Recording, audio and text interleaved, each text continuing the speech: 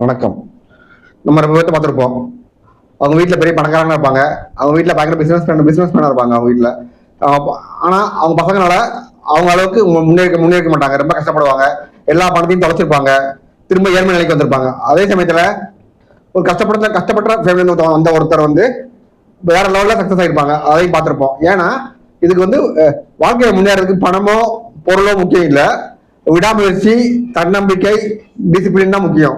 இதைத்தான் வள்ளுவர் சொல்றாரு, உள்ளம் உடைமை பொருள் உடைமை நில்லாது நீங்கி விடும்.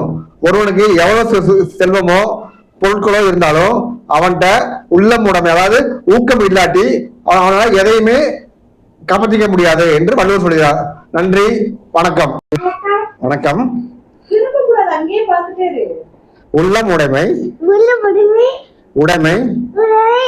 பொருள் உடைமை நில்லாது நீங்கிவிடும்.